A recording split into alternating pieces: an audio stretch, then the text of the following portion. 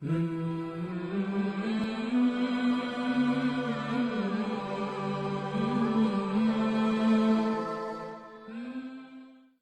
علیکم ورحمۃ اللہ وبرکاتہ۔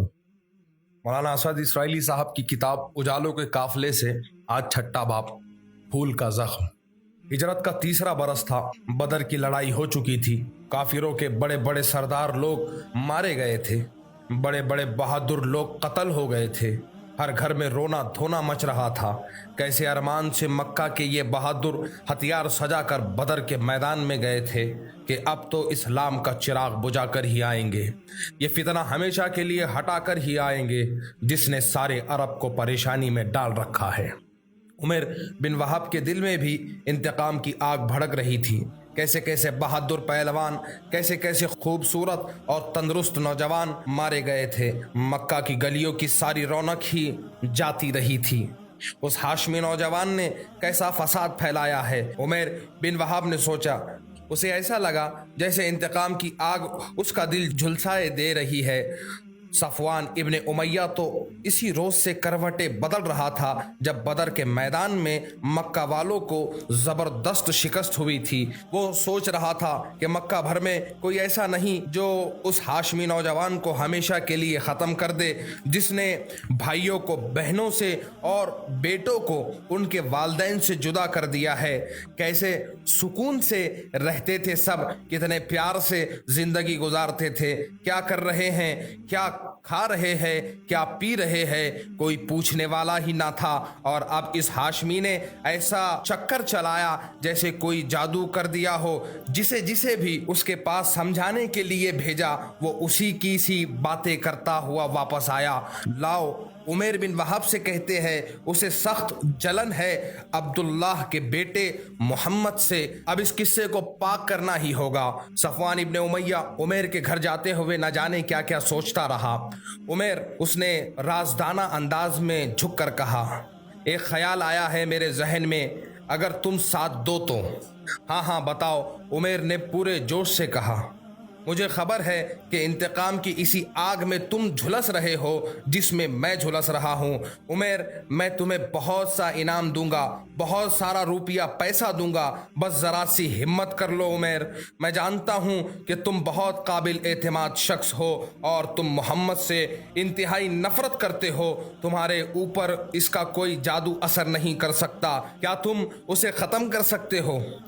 کیوں نہیں صفوان، عمیر نے پورے جوش سے کہا، یہ تو میرا سب سے بڑا ارمان ہے اور میں اپنی جان کی بازی لگا کر بھی اس ارمان کو پورا کروں گا۔ بہت بہت شکریہ عمیر۔ صفوان مسکرایا اور عمیر مدینہ جانے کی تیاریوں میں مصروف ہو گیا۔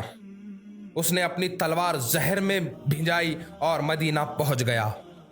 حضور کے صحابیوں نے اسے دیکھا تو غصے سے بےتاب ہو گئے۔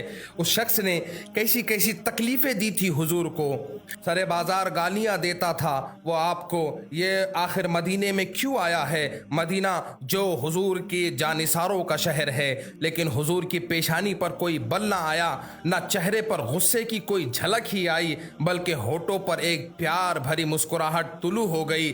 کیا بات ہے عمیر؟ بہت پیار سے آپ نے پوچھا۔ اس اجنبی شہر میں کیسے آ گئے؟ چلو تم آرام سے میرے پاس رہو، یہاں تمہیں کوئی کچھ نہ کہے گا۔ عمیر کے دل پر جیسے پھول برستے گئے اور پیشانی پر نفرت سے پڑے ہوئے بل دھیرے دھیرے کھلتے ہی چلے گئے۔